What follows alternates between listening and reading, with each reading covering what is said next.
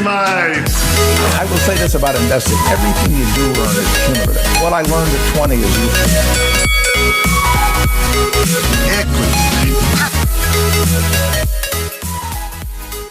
Welcome back to Is There Any Money In? Myself, Ed Cavalier, currently doing Kegels, and with me as always is the official Equity Mates. Hello, gentlemen. Ed? Good to be here. You both want to know what a Kegel is, don't you? Yes. It's like a pelvic floor exercise. Thank you. Yeah, if you ever see me in the gym, I say, well, Ed, what are you working out? What are you doing there, man? If anyone ever says to me, Ed, what are you doing today? So you have to ask me. We're in a gym. Ed, what are you doing today? Perineum. What's that? What? Google it. Which leads me to our topic today. What have we got? It's me, and I'm Hands up. asking, is there money in bodybuilding? Great. Now, Great. I do feel a little bit inadequate doing this episode because, Ed, you may have noticed that Bryce is bursting out of his jumper. No, I've lost a bit recently. Okay. Yeah, He's anyway. been going to a very high-class gym. I've been booted out. They test his blood. Oh, you're not going to one of these, are you? They put him. At the moment, I'm not. No. Put him on a treadmill with the oxygen mask. Not one of these joints. Do you go to It's one all and they part do and the parcel. scans? The scans. How often do they do the scans? I've only done it once, but for paying members, they do it every 6 months. All right, everyone, you ready for this? This is a deep cut. You know, people aren't going to want to hear this. Do you want to know how to do a body fat scan? With your little Grab pincer. your... Put on some pants. Are they tighter than they were, or are they not as tight? See you next week. It's done. Well, that test might fall over when we start talking about these bodybuilders. You're right. Yeah. But look, as I said, Bryce is looking particularly swole these days. What about Mr. Men's Health over I was here? getting to that. So much. And our other co-host has graced the cover of Men's Health. Yeah, I don't know if that magazine still exists, so I might have brought it down. And also, It does. We'll share it on our socials. No, you're right. I think it folded. Yeah. Oh, Men's Health. Yeah, I brought it down. Yeah. You brought it down. Yeah, You're the last I cover. was officially the last. They were like, well, see, so at the end of that. No, they were like, well, once you've reached the mountaintop, Thank you the so only much. way goes down. Do you know what I didn't get as part of that? Paid. No, true. So my wife was on the Women's Health cover, #preggers at the time, right? But, man, dudes, I got no DM slide-ins from chicks being like, no one has to know. You look so good. Really? What is the point? Yeah, well, it's because you're on the front of Men's Health. No, but I'm saying if everyone shared it, I was like, chicks would be like, hey, baby, what's up? Yeah. No one This has to looks know. funny and Yeah, hot. no one Oh has my to know, God. like, what's going on. Nothing. Wow. Whatever. So, Whatever. So, well, whatever. We'll leave it there. What is the point? If it makes you feel better, and you know, I'm happily in a relationship now, but back The lady doth protest too much. Where's this going? we'd been doing Equity Mates for about 3 years, no Instagram slide-ins, and then a mate came on one episode and gets hit up. So Who was this mate? his name's Rohan, and his What's he ever done? His Instagram a handle lot. is @Ronaldinho7 or something. Is he a soccer guy? Yeah, he's a big soccer Big guy. soccer guy. But what's he do in real life? Logistics. Boring. Anyway, bodybuilding. Yes. So I am fascinated by this subculture because there's like, in terms of level of commitment, Oh, yeah. and like what you have to do Yes. to your body and like irreversibly change it, Yes. and we'll get to what you put in it and all of that Yes. stuff. There is nothing more committed than this. So true. So we've been asking at the start of every episode, do you think there's money in it? But before we do, I just want to put a bit of a scope on Please. this Okay. because there's a lot of ways to make money being fit and being hot on social media. Yes. And there's plenty of money in owning gyms Yep. if you're successful. There's plenty of money in being a PT. Yep. Absolutely. You know that better than most, Ed. There's plenty of money in being big on Instagram, Yep. pivoting that into a supplements company or Yes, something like fair that. enough. Yep. So the scope that I want to put on this is there money on doing things that aren't like being a competitive bodybuilder? Great. So the act of bodybuilding, does it pay off for the bodybuilding part of it? Exactly. Okay, It's not just great. like, is there money in being hot and ripped, but is there money in Gotcha. taking it to a competitive level. All right, great. Yeah. So, what do you guys think? Is there money in bodybuilding? I think with that scope, I'm definitely down in the 2 to 3 range. Okay. Yeah. I think now with the attention that it gets and the amount of competitions there are, I think I'm going to go a 5. I know that certainly in the old days, zero, #0, but I reckon there's more now. I'm going to go a 5. I reckon there's probably some money in it. Yeah. Okay. Well, let's get into it. And I think, we said there's a level of commitment. I think to set the scene, we should just unpack what you have to do to be a bodybuilder. Go. This clip is from a Vice Sports documentary, Juiced Up, The Consequences of Steroids. They follow Mike Bolkovic, a bodybuilder from New York. Fitting name, Bolkovic. Yeah, it's pretty Nice. good. Yeah, I like that one, yeah. So this is his life. I've been bodybuilding now since 21, so I'm going on 14 years now, and I don't plan on stopping. Who wakes up every morning, meal preps, cooks all their food, has a steady schedule? I work from 7 in the morning till 7, 8 o'clock at night, and I still find a way to hit the gym every single night, 6 days a week. I remember I used to see this guy in the gym every single day and went up to him, and he said, if you're serious, come see me, and I'll show you what it really is. It's like a friggin' pharmacy. I got all the pins for growth hormones, if you wanna, when I used to take it. Right now, I'm not doing it. What you're about to see is probably what I've done within the past year. This is probably like a collection. These are all like the empty bottles that I have just laying around. And there's so many different kinds, like this one is just the most craziest one. That's called Tren. This one is just known for very bad side effects. It can cause problems with your sex drive. This is by far my favorite one. It's called T400. Basically, it's a blend of fast test, slow test, mixed together. And basically, it's just my favorite because every shot you take is just 400 milligrams of testosterone in every one. And to tell you the truth, I got nervous because I even go to a sports doctor and he knows a lot about it. And he was even nervous. There has been times I've got rushed to the hospital. Like, there's times I've been in the hospital my family don't even know. And I just didn't want to tell them because it was because of that. And when I first started, I couldn't control my anger at all. I used to bash every wall in my house. And it went from anger to depression. I lost 2 serious relationships. I was engaged. A big reason why that came to an end was because of my steroid use. Pretty grim. Looks good, though. Sweet biceps. So, That's, yeah, right. Yeah. Have you guys seen the Louis Theroux doco on bodybuilding? But he always does the same thing. What? Awkwardly asks people questions. He's so... Look, good luck to him. He's a zillionaire, whatever.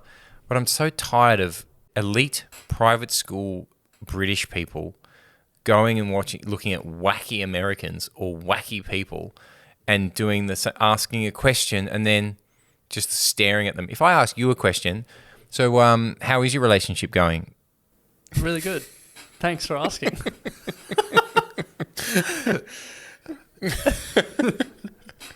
Ed's staring at Ren right yeah, now for context. It does make me want to keep answering the question, and I'm sure I'd say something stupid. And then just use the third answer to make you look bad. He's like the Stasi. I got no interest in his caper.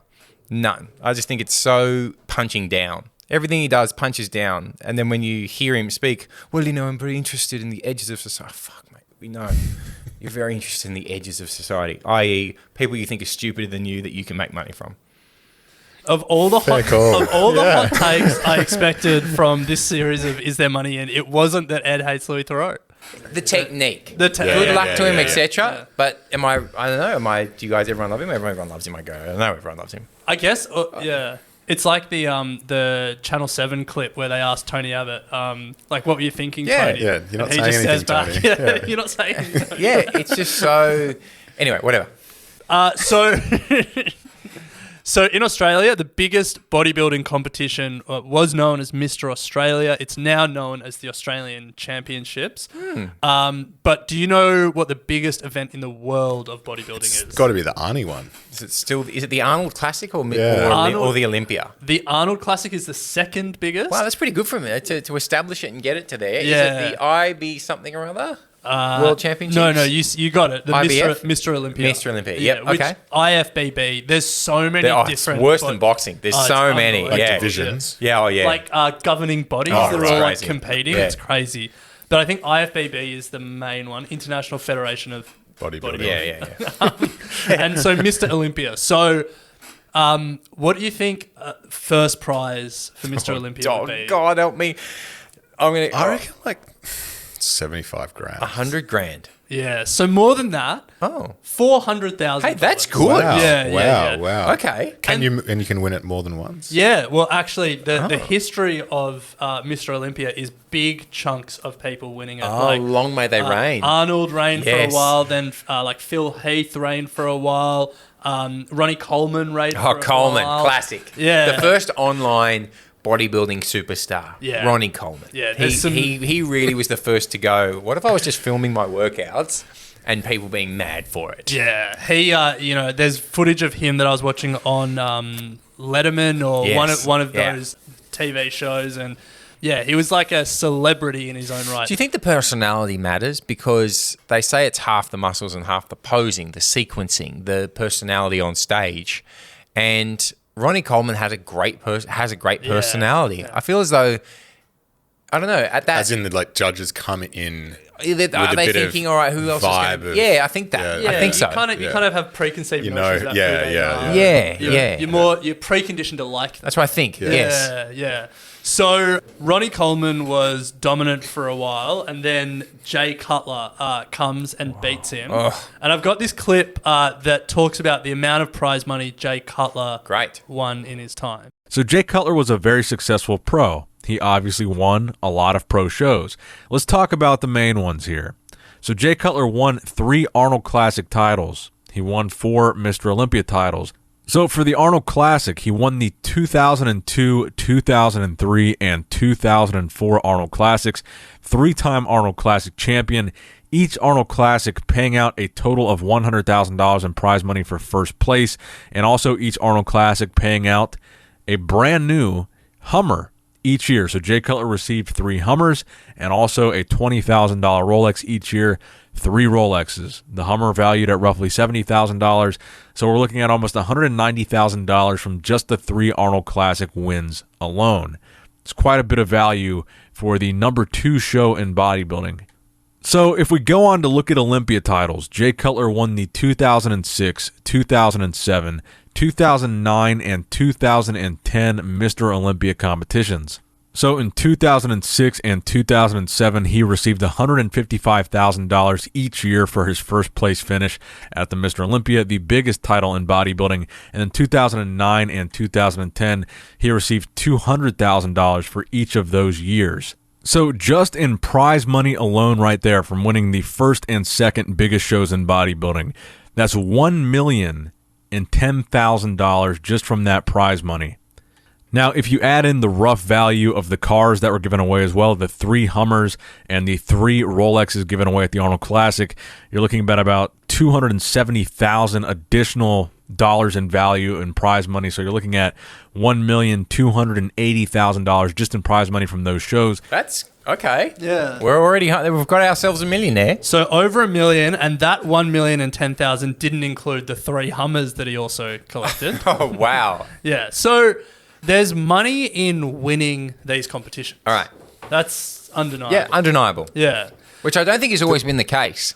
I'm sure in the Arnold documentary, the recent one on Netflix, I'm sure he talks about getting 10 grand, 5 Yeah, grand, that's why I 4 said grand, 3 75, grand. 'cause Yeah. I But remember you've got to remember, Arnold was winning them in the 70s. Yeah, Yes. like Yeah, ages yeah, ago. yeah. Before it was really, and he did, obviously, everyone knows he did a lot to promote the idea of it being a sport. Well, okay. All right, Jay Cutler, as we're using it as an example, has made over $1 million in prize money just from those the big tournaments that he won a few times. But there's plenty of costs that come with being a bodybuilder. The costs. Let's start with food before we get onto the other good stuff. Now, the good thing here is we can use Bryce as a bit of a reference point. Perfect. Bryce has his budget down to line items. So I told you before we jumped in the studio, I wanted to ask you this. What's your annual food budget? For Harriet and myself, Sure, for both of you. 15 grand. For the year. Yeah. All right. This is what... And who came to that? Who came to that figure? We both did. Like, we both sat down and did the budget. And what were the luxury food items that had to go? None. We did it so that we could buy what we wanted to eat. And so how many unsanctioned coffees are part of that? Unlimited. Where does the buck stop? Because it must. I know you. It stops where? Jeez, we shouldn't have got Ed on the Louis Theroux thing. We're both getting where grilled. does the Truman Show when the boat hits the horizon? When does the boat hit the horizon? It doesn't. Does booze count as food? In this instance, no. Like, if Harriet or I go out separately with friends or whatever, that's on us. Oh, that's that not makes part of sense. the joint budget. No. So this is joint budget. Like, we'll eat and drink together, meals, So romantic. etc. That's all in that budget. Weekly shop, Uber Eats, blah blah blah. That's great. Okay. That's great. So 15,000. Do you what Yeah. you've got kids, so I assume it blows out, but do you have a ballpark of what you spend on food? No. Yeah, neither Couldn't do tell I, you. to be honest. Hashtag couldn't tell you. But I'm not I don't go out to dinner. I'm not a go out to dinner type of guy because I'm terrible company. Fair enough. Exactly. That's not I would have thought you'd be wined and say dined that- by media executives. They couldn't. No, they don't want to listen to my Louis Theroux gear. They love him. Trying to get hold of him. All right, here's what Jay spends on food. Back then, I was probably spending maybe 50,000 a year on food. Gosh! When you're eating 4 or 5 pounds of meat a day, that's a lot. How do you eat every other hour? Do you just have a Force feed. timer? I would have a clock, and I would honestly I eat for function, not for taste. Like 80% of what we do is the nutrition. So for people, Man. That's nuts. 4 to 5 pounds, 4 to 5 pounds of meat a day. 5 pounds is 2.3 kilos. So he was just putting meat into his body. My God. There are stories of him when he would go shopping and he would get, he would like buy the shop out of chicken, and he would have a second, and he would go to a butcher and buy full cows at a time, and he would have a second freezer in his house which was just meat, and just force feed himself. God. We're spending a lot of time on Jay Cutler because I think he really illustrates. I think the it's point. a good place to be. Yes. Yeah, he lost to Ronnie Coleman like 4 times, came second over and over again, and then he was like, "I'm gonna beat Ronnie Coleman," and apparently the big part of it, obviously there was some extracurriculars, but a big part of it was food. And he would set a timer and eat every 2 hours and just force feed himself meat. Yeah, that happens to like your Hugh Jackmans and that too. When like he's doing Wolverine at the moment, and he'll often look at my fridge, and it's the timed meals. Yeah. That works. Yeah, okay. That works. But you can do it in your own life if you want to just lose a few kilos. You can do that just with eating, slightly more regularly, but slightly less. How did you get so ripped for men's health? Look, I don't like to prescribe stuff, but I came up with a supplement concoction that was not steroids or anything. Okay, I thought we were going in a different... No, but which we'll talk about later on. But also, you just train and don't eat carbs at night, and then don't drink milky coffees. The end. Yeah. Yeah, it is. And I don't drink, so because I don't drink. Oh, you don't drink at all? No, Oh, okay. I haven't drunk since I was 24. So there's a fucking ton of sugar in booze. Yeah. But I'm not saying don't. I'm saying, hey, go live your life, have fun, but just don't eat carbs at night and milky coffees. It's also eating the right amount so that your body's actually. That's a bit because you got to remember if I'm an inch taller than you, it's different. If it's people get stuck on that a little bit. Like he says, it's 80% nutrition. What he means by that is it's 80% knowing what. For your body, what is going to be right? Yeah, that's what I mean though. Like if you're not eating enough protein, Oh yeah, you're not going. you're not going anywhere. No, you're not going like anywhere. you can surplus. cut carbs and Yeah, blah you need a blah. But surplus. if you're just not getting, yeah, absolutely. Anyway, this isn't a health podcast, so let's pull ourselves out of it and get back to the business Yes. side of it. So keeping in mind that He was winning $100,000 when he won the Arnold Classic, more than that for Mr. Olympia, but spending $50,000 a Jesus, year my just on food, $50,000. The time it would take to cook all that as well. Yeah. Oh, he would prep. He would spend a day prepping it, and then he would just have it for the week. I used to have a mate of mine at the video store. They had a sale. The Thai restaurant across the road on Sundays would do a discount on like meals, and he would buy all his meals for the week from the Thai restaurant and then just freeze them and reheat them. Wow. It was genius. That's pretty It was good. a long way ahead of his time. Yeah, that sounds better than just kilos of chicken. It was genius. So that's food. 50 grand a year on food. Now let's get to the good stuff. How much are they spending on steroids? This, to be clear, this isn't Jay Cutler talking about it. You don't find a lot of people talking about Twice that amount, I reckon. it. You reckon? I don't know. I'm guessing. What do you reckon? From what they were saying they were taking, I reckon less than that. I reckon if you cycle it through a month, depending on where they're getting it from, it's maybe 20? 20 grand a month. Total. No, 20 grand. Oh, yeah, 20 grand a month. 20 grand Oh, sorry, a month. no, sorry, month. 2 grand a month. 2 grand 2 a grand a month. month. Yeah, Okay. Yeah, sorry. yeah. All right. This is from the same Vice Sports documentary. If you're going to like a full-blown cycle, a month you're easily going anywhere from $2,000 to $5,000. I know people that spend $7,000 a month, and I mean, some of them are pros, some of them are trying to get to that level. 2 to 5. So, yeah, you nailed it. Also, you wouldn't do it all year. You got to cycle in and out. Yeah. So you do 8 weeks, get off it. 10 weeks, get off it. That type of thing. Weird. You know a lot about it. Yeah. Human growth, you can keep going though. That's the but. Once you get started, you gotta keep doing it. Otherwise, So you you can't- fall apart. Well, that's what they said about testosterone. Yeah. They said Gotta get used to it. he reckons he's going to be on testosterone for the rest of his life. That's right. Yeah. Have to be. Why? What happens if you stop? Your body, as males, and I'm sorry to gender you all, but I currently identify as a male. Your body has homeostasis. You can only, if you've got your body will only get a certain amount of muscle on it because it's always trying to fight to get back to homeostasis, to go, this is the body that we can live in when it gets cold and the saber-toothed tiger's trying to attack us, or when it gets hot and we need less body fat, so because we can just be outside and then we need to run a bit quicker, but we can only run it for slightly less distance because the saber-toothed tigers are a bit more frisky, right? So then if you want to break that homeostasis, you need calories or you need testosterone, and once your body starts to get that testosterone, because we are a testosterone creating machine, i.e. being male, then your body starts to adapt to that and goes, cool, I guess this is how much testosterone we have now. Right. And then if you take it away, it goes, oh, Uh-oh. now hang on a sec. Are we doing something here? I need that. Right. And I think like over the long course Yeah. of time, your body starts to regenerate it itself again. But like, Yeah, no, it depends No? how old you are. Yeah, It depends how okay. much you were jabbing in, how much you were stacking in there, and Yeah. what quality. yeah, There's a big issue in between these. So there's documentaries about what happened to a generation of guys who took the second generation of testosterone and the issues that they had with their hearts, etc., versus the first and the third. yeah. There's a really interesting guy called Victor Conti who ran the Balco lab that got busted for the baseballers and all that back in the day.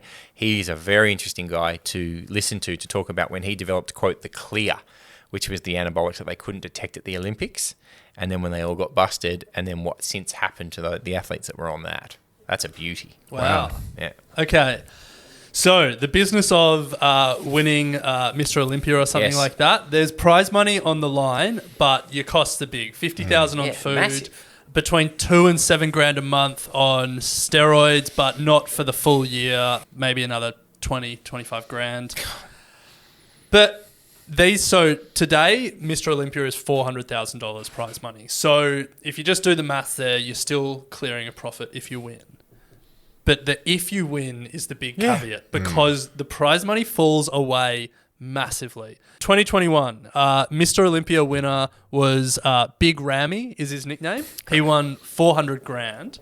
Second place, Brandon Curry, $150,000 prize money. Ouch. So already there, Ouch. you're getting Gone. closer to break even. Gone. Third, Hadi Chopin, 100,000. Fourth, Hunter Labrada, $40,000. Ouch. Doesn't even cover your food budget at this No. point.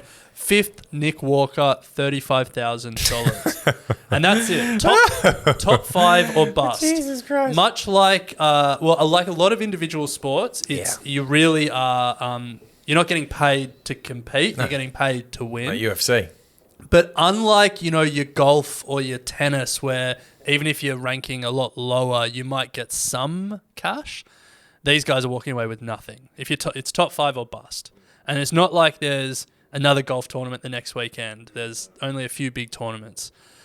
So the question then is, if you're, Nick Walker or any of these guys that got not enough, how are you making your money? Instagram.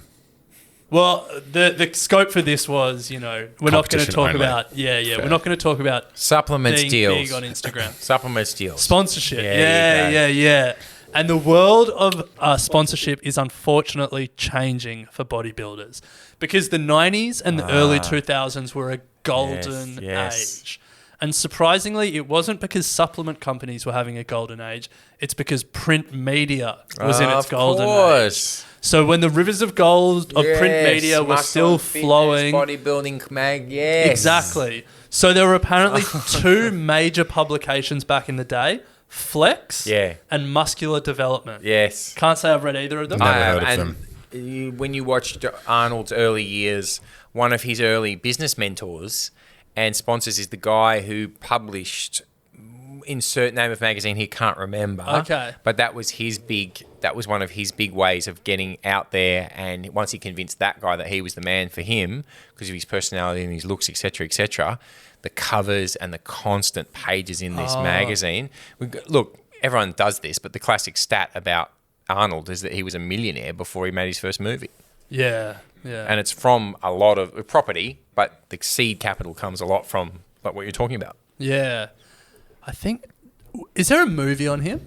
There's a doco there's a on recent Netflix. Netflix one. Yeah. Joe Wider or something? But it's a really good... but there's his book's really good, Total Recall, and the most recent Netflix documentary is good because it's just... You can't tell him what to say. He's just going to say it. Oh, wait, we're talking Arnold? Yeah. Oh, Oh, you mean the publisher? Yeah. Yeah, he's an interesting guy as well. There's a doco on here. I can't remember the name of it, but it's on YouTube. Okay, anyway. But you're right. That was a way. There we go. Yep. Yeah, so the reports were... So you get a pro card from the International Fitness and Bodybuilding Federation. Like a so you can participate in Yeah, tournaments. Like a tour card. Like a tour- Yeah, Yeah. exactly. Oh, Yeah. okay. So I think most sports would have something similar. It's like you are now a That's professional. interesting. Yep. And now you can do all this. In the 90s, early 2000s, you got your pro card, you were basically set financially because you would get a sponsorship with one of the 2 main there you go. magazines. And if you were big, like if you were, the next Arnold or something, there would be a bidding war for you. And then you would, be in their magazine and promote their supplements and everything else. With the decline of print media, that's changed. I actually don't even know if those magazines exist anymore, but the idea that you're just getting these massive contracts isn't a thing. So the world of sponsorship is changing and not in the bodybuilder's favor. So then the question is, where are you going to get your sponsorship from today? Supplement companies is the obvious one. And you can get up to $250,000 a year, which is obviously good money. And you never need to win a competition if you were getting that. But for low-level bodybuilders these days, a lot of them may not even get cash. They might get just the get supplements. Free powder. Stuff. Yeah. Oh my God. Yeah. Or, Surely just ask for 50 grand worth of meat. Well, yeah. You're right. It's meat that you want. Yeah, Not a butcher, not a... Oh, Jesus. That's actually not bad. Yeah, that's actually a Butchers should come in. But also, the problem that they've got is the inherent understanding that no one thinks it's the supplements that got them that big. Yeah, that's the challenge. That's the issue they have. It's like, oh, I'm natural. Well, still no one believes you, even if it's true. Yeah. So, you know what I mean? It doesn't feel like the cause.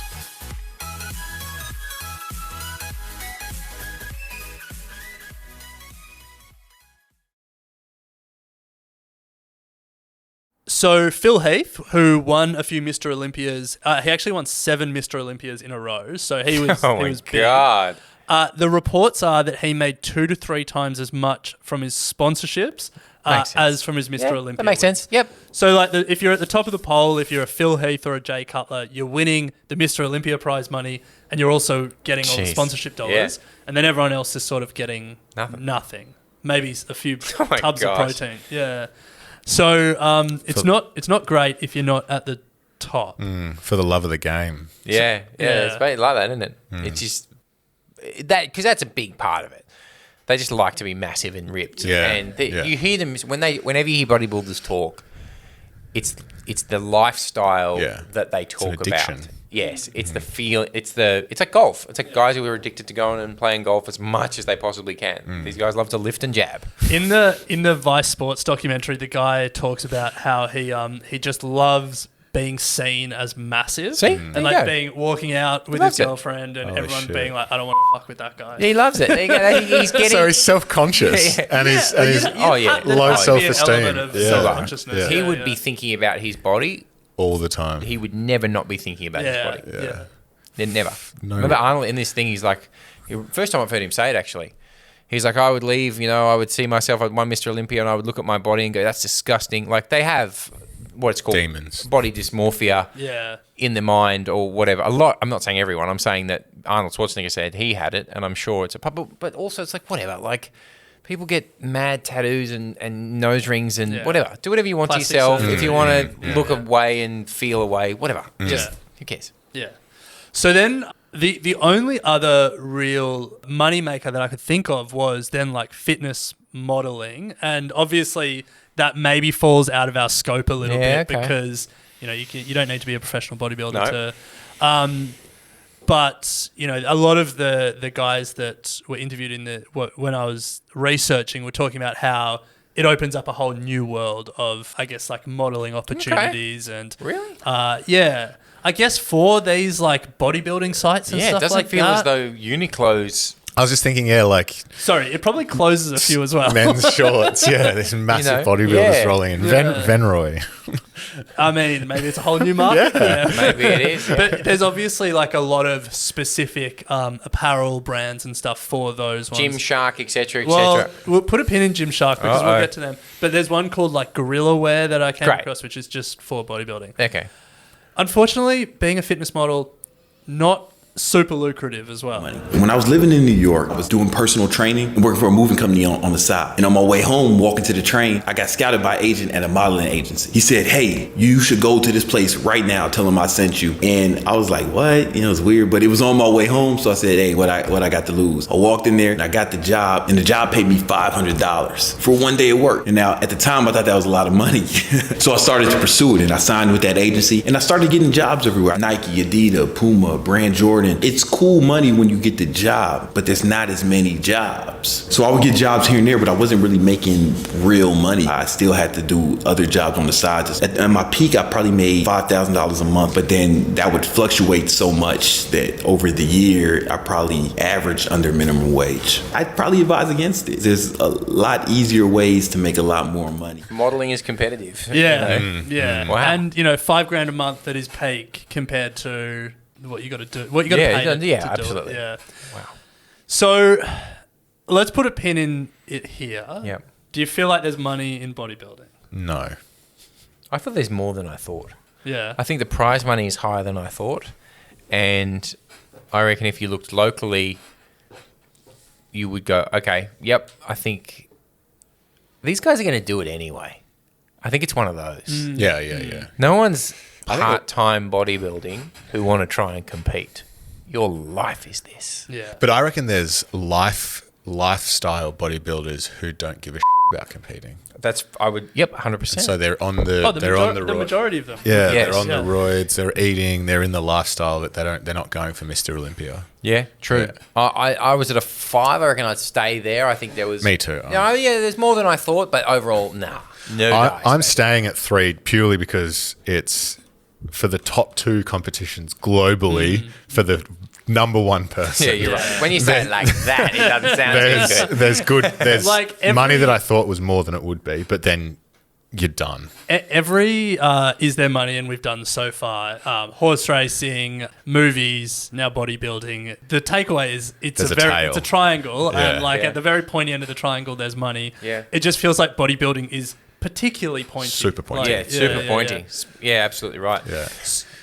So I want to broaden the scope just as we get towards the end, because the real money is in leveraging what you've done as a bodybuilder into owning a business. Yeah. And shout out to a few Australians doing the damn thing. Teresa Cutter, the healthy chef.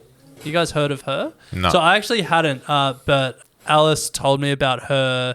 She was a bodybuilder who is now like big on Instagram and She's has doing this company, The chef Healthy stuff. Chef. All right, cool. So that's one. Callum von Moger. I'm going to say a lot of names that Great people probably name. don't recognize. He pivoted his bodybuilding exploits into actually the movie business. He played Arnold Schwarzenegger Oh, yes. in the movie Bigger. Yeah. Cool. Aziz Shavasian. Name ring a bell? No. Maybe this name rings a bell. Ziz? Aziz or No, Ziz? Ziz. You remember Ziz? Didn't he pass away? Yeah. Yeah, that was tragic. He was Yeah. very young. He was very young. He had But he had such a great personality, and he had a catchphrase, "Let's get aesthetic." I thought, that was a tragic story because he was Yeah. so. He was massive. Yeah, he was wasn't massive, Massive. and had great vibe. He had the best Yeah. energy and vibe. So he was massive. I was trying to think. It would have been in Facebook days. Yeah, It he was. was. Like, He it was was a like I Facebook remember Facebook. at high school. Yeah, Yeah. yeah. But he started Protein of the Gods, his like supplement Wow. and clothing company. I think it still exists today. Good. Lee Priest, who became one of the youngest men to turn IFBB pro when he was just 20. Wow. Wow. I think he won a few things. I don't think he ever won Mr. Olympia, but he actually then started his own bodybuilding competition, another federation or another competition Wow. you could join. I think it was based in Australia, but like the Lee Priest Invitational or something Okay. like that. So again, like taking what they've done in the sport Yeah. and building a business Yeah. around it. Good. Gymshark. You guys both heard of it? I've seen it on bodies. Yeah. Bodybuilders. No, No, people more slender bodies. more like people doing one squat and then looking at their phone for 4 minutes. I think Gymshark is a good example of the difference between being the sponsored athlete and owning the business. Oh yeah. So Gymshark, for people who are unfamiliar, founded in 2012 as a drop shipping supplement company. Mm-hmm. Bryce has dreams to start a drop shipping company. So Big money in that. That's the next one. Is there money in drop shipping? Yes. Sick. Next What do I question. do? It's, we'll leave it. We'll put a pin in it. There's actually a drop ship machine at my local gym. You people don't even know what that means. So 2012 started as a drop shipping supplement company. 2013 they start designing and manufacturing their own apparel. And Gymshark's point of difference or their special sauce was they were super early on influencer marketing. Smart. There you They go. were so early Yeah, on, right. and they were so good at it. I think they've got more than 100 like official Gymshark athletes. I think heaps more than 100 now.